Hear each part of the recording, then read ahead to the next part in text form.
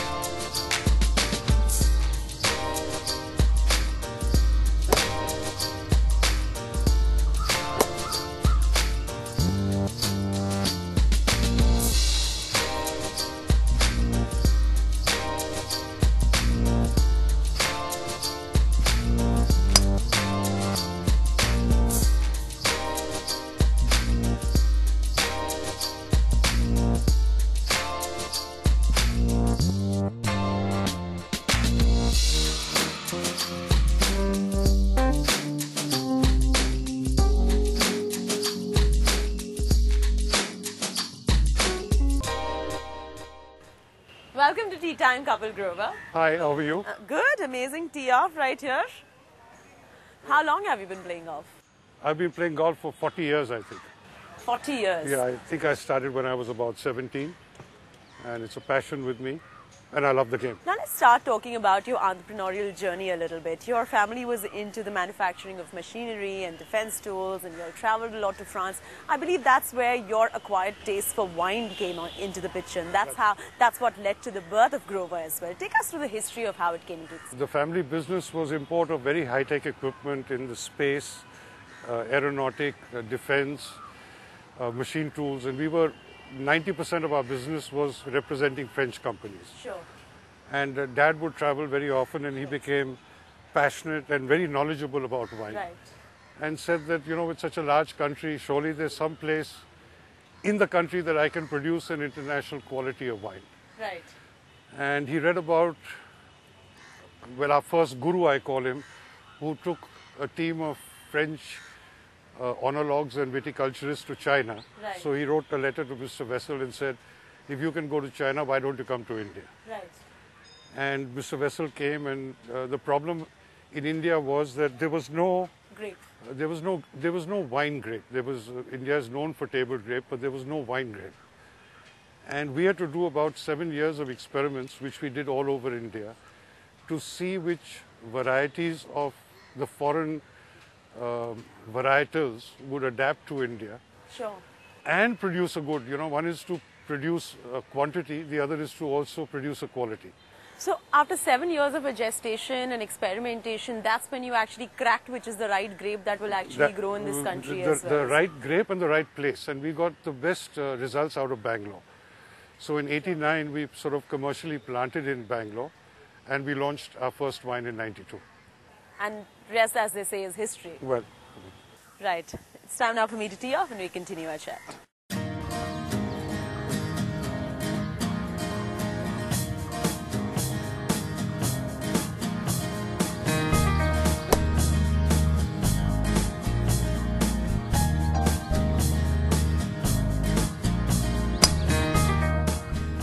that's a great shot. Thank you so much.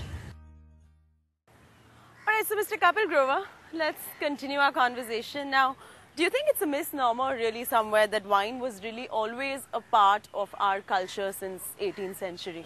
I think it's a misnomer because, as I said earlier, we don't have a wine grape. Correct. And, I think it was just, if I may say, poetic liberty that instead of saying alcohol, you say wine because it sounds so much Fancy. nicer. So I don't think, because we've been all over. Right. We've been all over India, and we would have found, if there had been a sort of a variety which had been grown here, which was suitable for wine production. Which also leads us to the fact that wine has never been a part of our culture ever in India. No, true. It's something that we're just picking on. So take me through a little bit of how the culture really is picking up in this country, wine being such an acquired taste and enjoyed by the elitist few, as at least that's what it's positioned like here in India. You know, I've always thought that wine in India is going to be limited to a very small segment at the top. Sure. We talk about maybe a maximum of 2%, but don't forget that 2% is 20 million people. Right. And if I always say, I said if 20 million people have one bottle a year, it's 20 million bottles. If they have one bottle a month, which is nothing, it goes to 240 million. You know, it can be an exponential growth. Sure. But the truth is that at the moment, the Indian wine market is about 1 million cases. And you can compare that with China, which doesn't have any history of wine drinking, and that's 150 million. Right. And surely India and China are not 1 to 150. You know, Of course. It's not Of like course. that.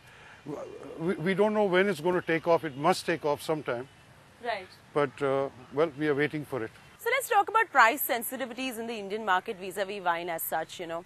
A lot of wine manufacturers are struggling on the pricing front, and buyers are getting a little too shy to pick up that bottle of wine which really costs more than any other alcohol that they see. Sure, yeah. Are you somewhere also facing this issue with your products as well, and what are you really doing to bring the prices down to a sensitive market like this country? There's not much we can do to bring the prices down. You look at the grape, Right. and you're sort of competing for the farmer's attention. Now, you want to have quality, you have to keep the yield down. Correct. And you have to pay more. The bottles are imported, the caps are imported, the corks are imported. And what is really hurting, I think, the Indian wine industry is that the kind of marketing expense Yeah. is out of all proportion. Absolutely. And you know, there are more new people coming in, offering sort of schemes to the retail and to the institutions, Right. which is just it's not sustainable. So really planting your own grape is not really helping the cause for wine manufacturers. It would bring down the cost of the grape, Sure. but then of course then you've got the associated risk and the finance, Sure. and it certainly would help the quality. Sure. But there's a limit of how much land you can own, and you know we are looking at about 2,000 tons, which is Right. 500 acres. Right. Now, worldwide, a very good percentage of owned against outsourced would be about, you own about 30-35%. Well, so that's your take, of course, on margin compression issues with Grover. With that, it's a good time now for us to take a quick breather on Tea Time. On the other side, let's discuss consumer preferences and how discerning really is the Indian consumer vis-a-vis alcohol.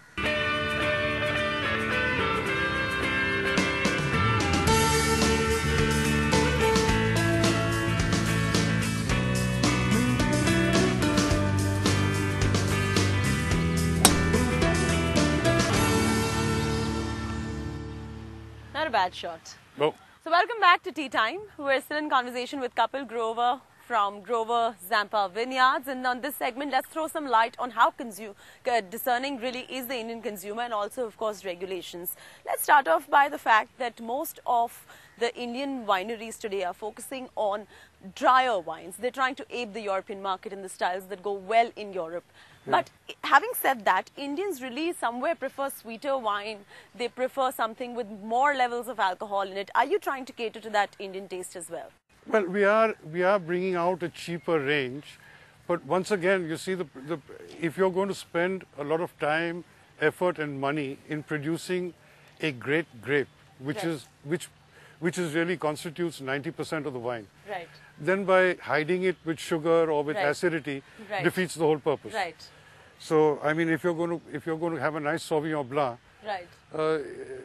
it just doesn't make sense that you spend so much time on the vineyard, take so much Sure. care to grow a good grape, Sure. and then you sort of cover everything about the grape. So let's talk about your bunker shots when it comes to your business. Actually, you do really face a lot of challenges with regards to regulation as well. Yeah. So much so that states like Tamil Nadu will not even allow you to sell So, wine if that's it's true. not produced in their own state. Delhi, again, the registration fee is really very high. How are you battling with these issues? You know, I think once you're in the alcohol business, Yeah. I think if you want to go into it, you've got to accept it Yes. and work around it and work with it.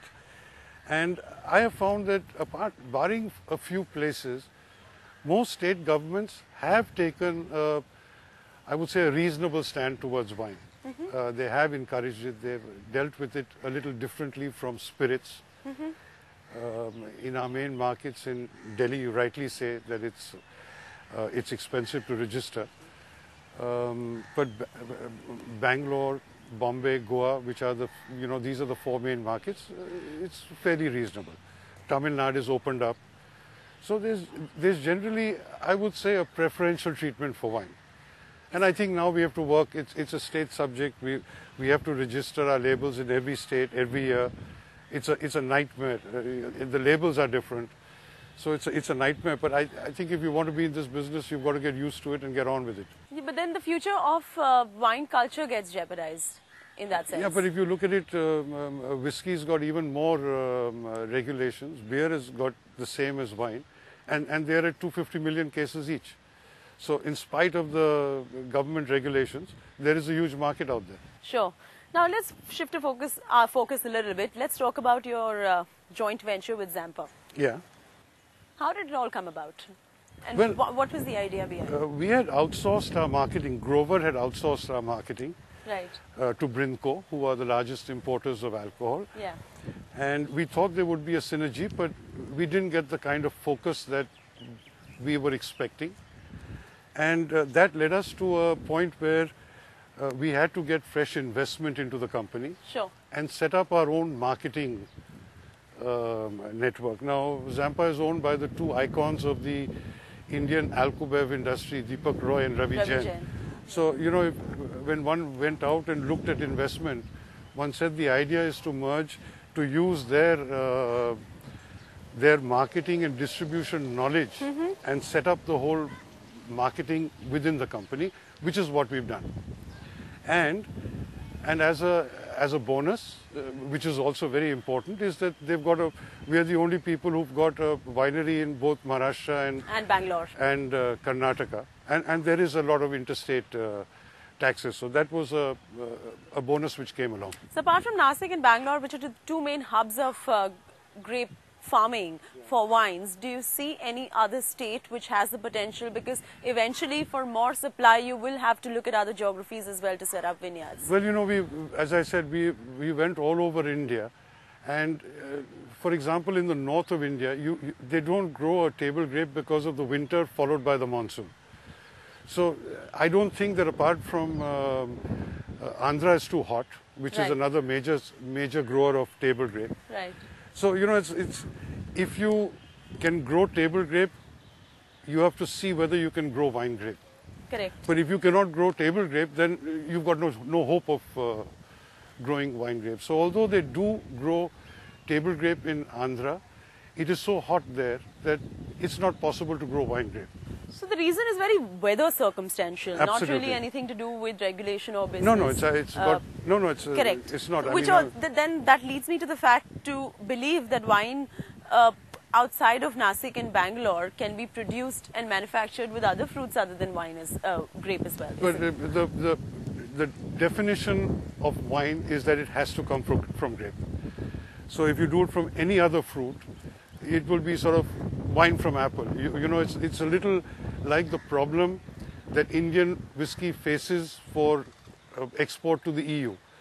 We use molasses in India. Correct. And that's not permitted. Correct. So you cannot call it whiskey. So the dictionary definition of wine is that it has to come from grape. So by definition, wine needs to be made out of Wine fruit. has to be made. Well, on that note, I'll continue my game.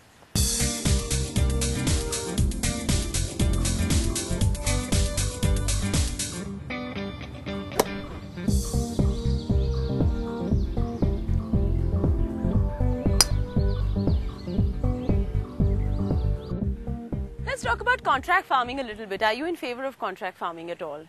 Or isn't it better when everything is really produced in-house? No. But it is certainly nicer to have it completely in-house. Sure. There is a problem of owning enough land. Right. I mean, we would need, as of today, we would need something like 600-700 acres. So, I mean, we can't get away from contract farming. We work very closely with the farmers, right from giving him signing 15-year agreements. Right. And giving him the varieties which we in turn know that we can sell. Sure. And sort of guaranteeing a buyback from him. We work, I mean, we lay out the vineyards for him. We do all the fertilization, plant protection regime, and we station our own man at the vineyard. So we hold his hand right through, because cultivation of wine grape is completely different from cultivation of table grape. Well, on that note, it's a good time now for us to take a breather on Tea Time. On the other side, we will continue discussing wine manufacturing with Kapil Grover of Grover Zampa Vineyards, and of course also throw some light on the Grover Golf Championship right here at Bombay Presidency Golf Club Chambur. Take a break. We will see you on the other side. Thank you for staying with us on Tea Time, and welcome back. We were discussing wine, we were discussing grape, and now let's throw some light on imported wines as well. Does it scare you somewhere to know that the share of imported wine in India is only increasing? Not really, because, I think the domestic producers do not have the kind of budgets to promote wine. Right. There's so much of a glut of poor quality wine, Right. which would destroy us. Right. And it's of very poor quality. But if it's a good quality, we have requested the government to bring down the duties so that they, in turn, there's an incentive for them to sort of promote wine drinking in the country. Correct. So, Mr. Grover, how do you really ensure that wine, which is of course manufactured by you, really ends up tasting the way it is supposed to taste, given the supply chain issues that you face? It's very difficult, and we try and do our best. Right. We sort of insist on our distributors to at least keep Right. it in good condition. Right. We don't have the sort of muscle to demand it from the retailer. But, again, as modern trade increases, I think that's a great sign for wine. Because wherever you go to a modern trade store, you'll see the wine is kept in a proper condition. And that augurs well for it. Let's talk about promotion of wine a little bit. One very important factor in terms of distribution, marketing and promotion for wine in India can be wine tourism that can be created around the product, which Right. is essentially your grape and your vineyards. Are you working with any kind of online travel aggregators or any kind of travel agencies to develop wine tourism for India? Not at the moment, because we don't have something terrific to offer. Sure. At this moment, we are talking with a very well-known hotel group to operate a sort of a spa resort in the Nasik property, which is very beautiful. Sure. Now, once we have that, then we will be looking at such initiatives. Today, we just offer a meal and wine tasting. Yes, we tie up with the hotels around Yeah. Nasik, the hotels around Bangalore, to encourage people to come to, for wine tastings and tours. But I don't think that we do it with any overseas travel agencies. Another marketing facet great for wine producers like you would be tying up with the sport as such. You have tied up with golf and started That's your right. own Grover Vineyards Golf Championship. Which other sports do you see synergy in, and why sports? Whether it's polo, horse racing, any kind of other elite sports where you would like to expand? Well, I would. We've looked at, and we will look seriously. The only other sport which I think has got a synergy with wine would be something like polo or horse racing. Correct. And we are investigating to see whether we can do something in that area. And then there are lots of other things. I mean, our new credo is a fellowship for the finest. Right. So we are trying to get involved with things like art. We, in any case, Right. have an art collection. Absolutely. Labels done by very well-known Indian artists. So those are the kind of initiatives we are taking. How did the whole golf tournament and the golf championship, which is the Grover Vineyards Golf Championship, really come about? Was it your passion for the game of golf, or was it the fact that you saw a great marriage between the vineyard and a game of golf that is for the elitist bunch? No, well, absolutely both. This started. This is the 18th edition of the tournament. Sure. There was a tournament between the Bombay clubs. Right. I sort of extended it to Pune, it was a one-day event. We made it into a two-day event and changed the format onto a Ryder Cup format, Yeah. which has made it much more interesting. If you speak to the participants, they've been working at getting into the team for 2 months now. The clubs have got a very, very rigorous selection procedure, and everybody is wanting to get into it. And it's created a great camaraderie between the four clubs. All right, on that note, let's finish our game. Come.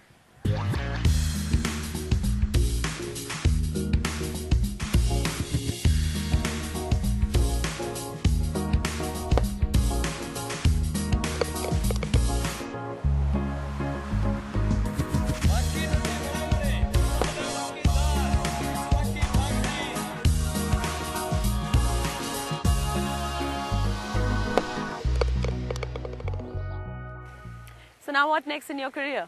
Well, I want to play some more golf. So golf is what is Well, lined up I next hope for so. you. Well, What is your... we're yet passionate about wine. Want to see the company grow. Sure. I'm personally in charge of the exports, so it involves a lot of traveling and opening up new markets. Quite an opulent life, I must say. Well, Play golf in your free time and wine drink for your wine in business. the- I mean, you drink couldn't wine want in- more than that in your life. Absolutely. So which are the players that you really enjoy watching? Oh, out and out Tiger Woods. I've just been to Dubai to watch him. It was. Were you in Delhi Golf Incredible. Club when he No, I came down wasn't. and I was wasn't. brought down by Pankaj Mundra? I did not know that he was in Delhi. I, like a fool, went to Dubai to see him. Otherwise, I would have gone to Delhi. It would have been much cheaper. So on a concluding note, tell me what you really believe in terms of entrepreneurship. What is that one thing that you would like to leave us with? No, I think, particularly in the wine, I think we've always focused on quality. Sure. To make an international quality wine, we've not taken shortcuts. Sure. It's been a difficult journey. We're still learning. And I think we want to put Indian wine on the world map, and we want to be proud of that. And I think we are getting there. All right, on that fantastic note, all the best and wish you all the luck. Thanks very Thank you so much for joining me on Tea Time. It was indeed a pleasure. That's a wrap on this edition of Tea Time. We will see you next week again. Until then, enjoy the flight of a good drive.